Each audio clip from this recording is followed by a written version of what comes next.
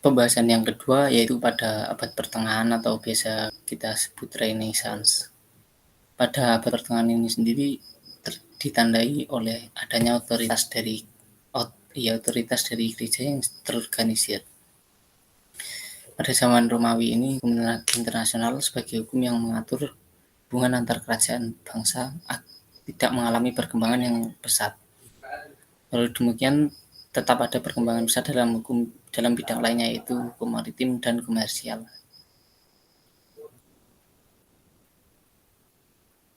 Dalam hukum maritim sendiri muncul hukum laut Rhodian karya Bizantium yang berisikan serangkaian kebiasaan yang berlaku umum terkait Laut Atlantik dan pantai Mediterania.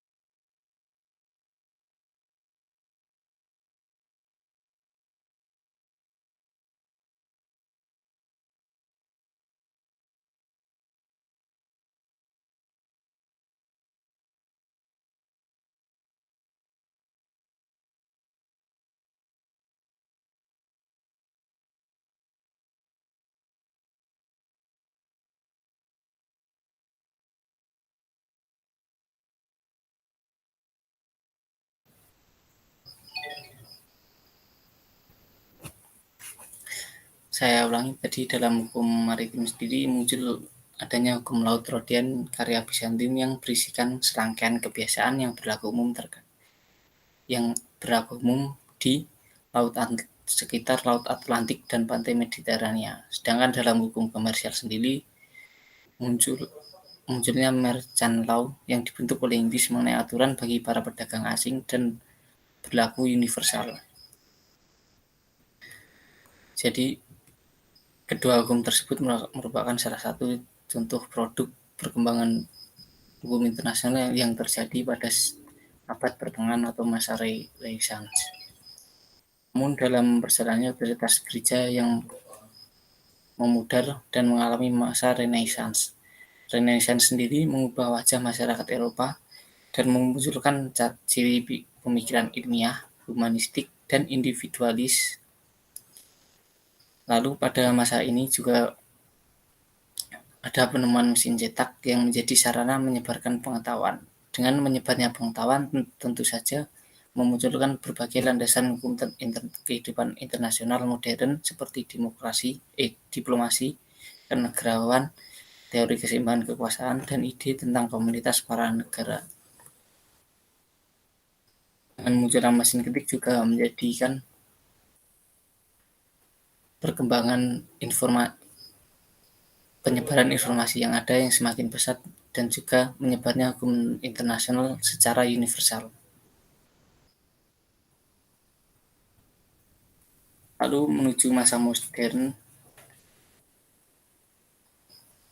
yang salah satu peristiwa penting yang membuat hukum internasional menuju ke modern adalah munculnya gerakan reformasi dan sekularisasi untuk menentang kekuasaan gereja dan negara. Gerakan ini sendiri memunculkan perdamaian Westphalia 1648. Masa ini menjadi titik terang Eropa atau menjadi titik balik kehidupan masyarakat Eropa untuk melakukan pembaruan sistem dan memunculkan berbagai pemikiran, salah satunya mengenai positivisme dan naturalisme.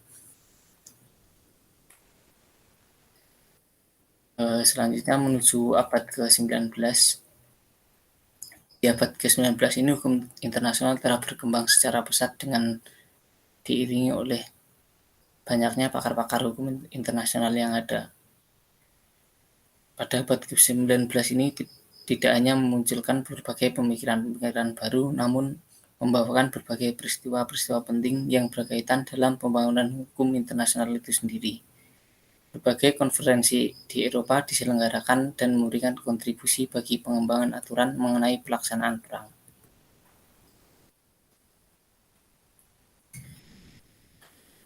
Berbagai peristiwa seperti final Kongres Wina pada tahun 1815 yang Di dalamnya membahas kebebasan pelayaran dalam perairan internasional dan mendirikan Komisi Sentral Rhine untuk mengatur pelaksanaannya. Adanya Komisi Sungai Danube dan Sungai Eropa lain mengenai perjanjian dan ketetapan internasional, Konferensi Perdamaian pada tahun 1856, Konvensi Jenewa pada 1864 tentang pemanusiawian konflik. Konferensi Den Haag 1899 dan 1907 juga membentuk pengadilan arbitrase tetap dan membahas perlakuan para tahanan dan kontrol peperangan.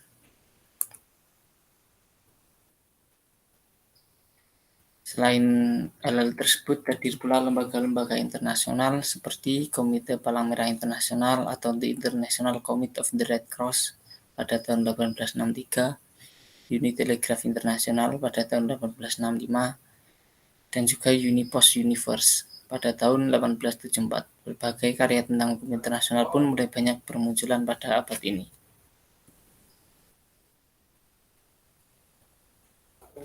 Lalu kita masuk ke abad 20 setelah Perang Dunia berakhir. Perang Dunia Pertama yaitu 28 Juli 1914 sampai 11 November 1918. Memunculkan Perjanjian Perdamaian 1919 dan membentuk Liga Bangsa-Bangsa atau kita kenal dengan PBB. Liga ini tentu muncul sebagai wadah untuk memelihara tatanan hubungan internasional agar meminimalisir adanya perang dunia yang kembali terjadi. Wadah ini diharapkan mampu menampung aspirasi dari berbagai bangsa dan bisa duduk bersama dalam membahas suatu permasalahan agar tidak terjadi perang di kemudian hari. Namun pada prakteknya sendiri, pada tahun 1939 meletuslah Perang Dunia II yang berakhir pada tahun 1945 yang tidak dapat dihindari. Hal ini tentu saja menjadi kegagalan Liga Bangsa-Bangsa yang dianggap merupakan warisan terpenting dari sudut pandang hubungan internasional. Hal ini memberikan motivasi bagi seluruh negara di dunia untuk saling bersama-sama menjaga perdamaian. Karena dengan adanya perang tentu saja banyak menimbulkan kerugian dari kedua pihak, baik dari segi ekonomi dan juga hubungan internasional itu sendiri. Melalui Perserikatan Bangsa-Bangsa pada tahun 1946 menjadi titik balik untuk memperbaiki kekurangan pendahulunya dan menjadi wadah yang bersifat universal. Pada masa ini terbentuk pula lembaga-lembaga seperti Mahkamah Tetap Internasional yang ada pada tahun 1921 diganti menjadi Mahkamah Internasional pada tahun 1946.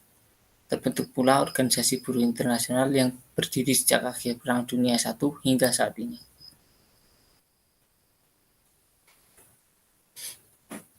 Lanjut pada masa sekarang, permasalahan yang dihadapi saat ini tidak hanya menyangkut permasalahan wilayah atau yurisdiksi negara yang dipahami secara sempit, tetapi juga mengenai permasalahan lainnya seperti hak asasi manusia, pertumbuhan hukum ekonomi internasional yang mencakup urusan keuangan dan pembangunan, keprihatinan kepada perusahaan lingkungan, upaya eksplorasi ruang angkasa, dan eksploitasi sumber daya laut dan dasar laut. Saat ini pun hukum internasional sudah berkembang sangat pesat dengan adanya PBB dan juga anak-anak organisasi yang ada di bawahnya seperti UNICEF yang bergerak di bidang kemanusiaan, lalu ada juga UNESCO yang bergerak di bidang sejarah.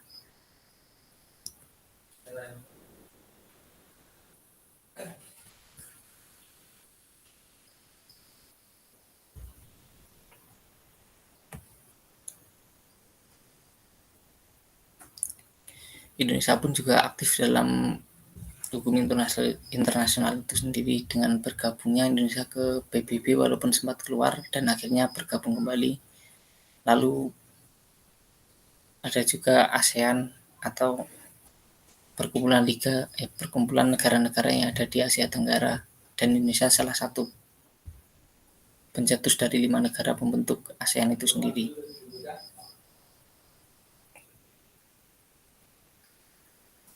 Hukum internasional sendiri dapat menjadikan keuntungan bagi negara-negara di dunia dengan adanya perjanjian dengan berbagai negara, tentu saja membantu perkembangan negara itu sendiri.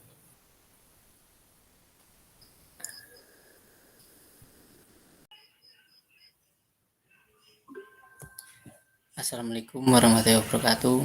Perkenalkan, nama saya Adi Rahmanto, NIM 8111420229. Kali ini saya akan menjelaskan tentang sejarah dan perkembangan hukum internasional.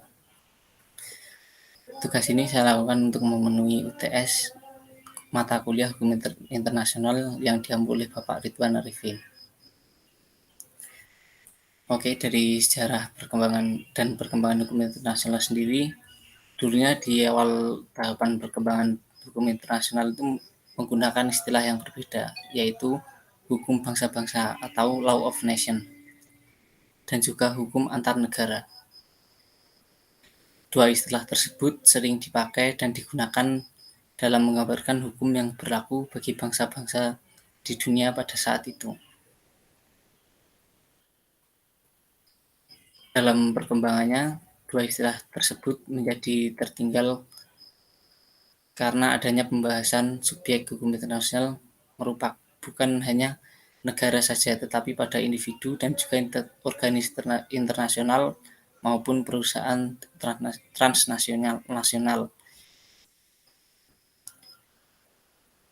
Itu merupakan subjek-subjek hukum internasional. Jadi subjek hukum internasional sendiri bukan hanya mencakup negara, tetapi baik itu individu dan organisasi internasional yang lingkupnya berskala dunia.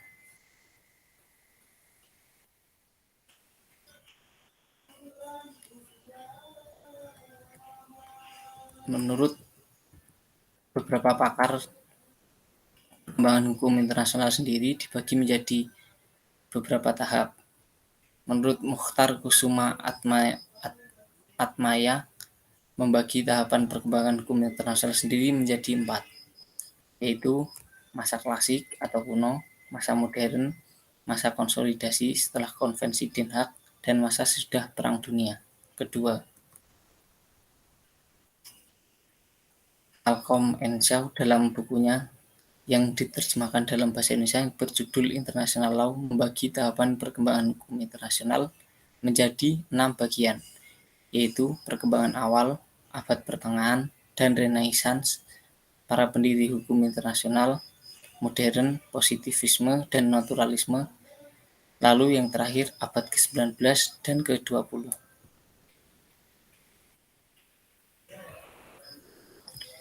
Nah, kali ini saya akan membahas yang pertama, yaitu perkembangan hukum internasional pada masa awal atau masa kuno. Perkembangan awal hukum internasional sendiri dapat kita lihat dan telusuri pada hubungan politik yang telah dilakukan oleh bangsa-bangsa yang ada sejak ribuan lalu, baik itu dalam kerajaan maupun bangsa yang sudah merdeka. Sebagai contoh, hubungan perjanjian resmi telah ditandatangani antara penguasa Lagash dan Umma, dua negara kota yang terletak di daerah yang dikenal oleh para sejarawan dengan nama Mesopotamia. Perjanjian itu sendiri ditulis dalam sebuah balok batu dan menyebutkan tentang penentuan batas yang harus dihormati oleh kedua pihak. Contoh lain dari perjanjian internasional lainnya yaitu Perjanjian Rameses II dari Mesir dan Raja kaum Het untuk menegakkan perdamaian dan persaudaraan langgeng.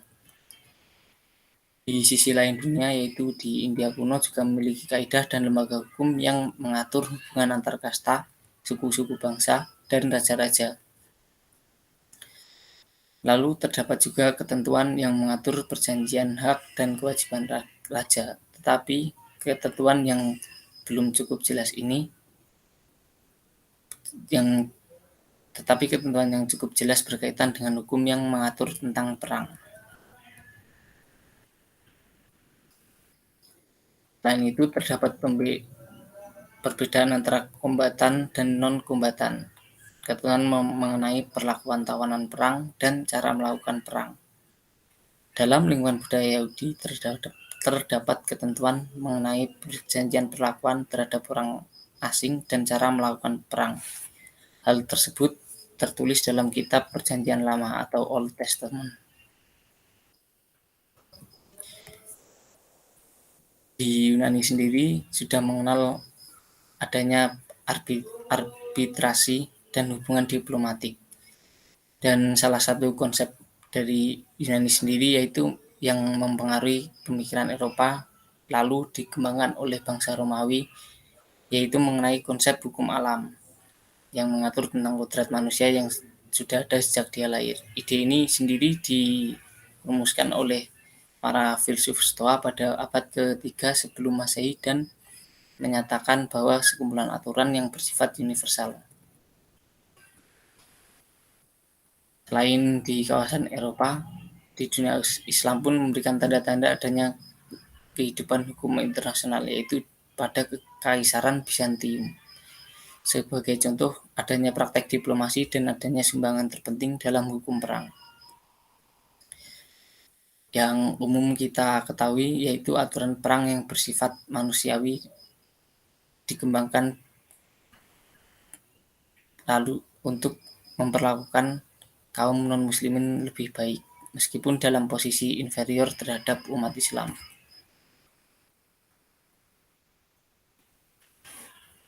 Hukum mengenai para diplomat dibentuk berdasarkan gagasan kesantunan dan keamanan, sementara aturan mengenai perjanjian internasional berkembang dari konsep sikap penghormatan atas janji yang dibuat. Lalu dapat kita simpulkan bahwa praktek-praktek hubungan politik yang dilakukan menjadi tanda bahwa hukum internasional telah ada sejak zaman dahulu, walaupun terbatas secara geografis dan kultural, dan juga dalam prakteknya tidak terlalu berkembang seperti sekarang. Rata-rata adanya hukuman internasional pada zaman dahulu terbatas pada penghormatan integritas wilayah masing-masing, penghentian keadaan agresi, dan juga pembentukan aliansi pertahanan. Karena pada zaman dulu masih maraknya tentang perang yang memperebutkan wilayah-wilayah tertentu atau biasa disebut agresi. Hal ini tentu saja menunjukkan telah adanya hubungan politik antar bangsa-bangsa yang ada pada masa tersebut.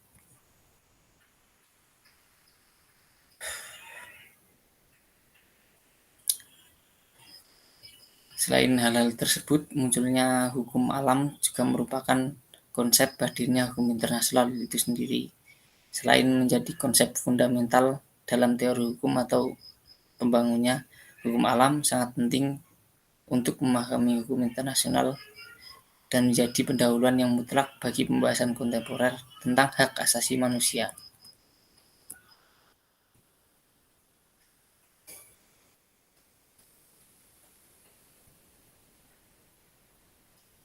Yang selanjutnya yaitu pada abad pertengahan atau biasa kita sebut Renaissance.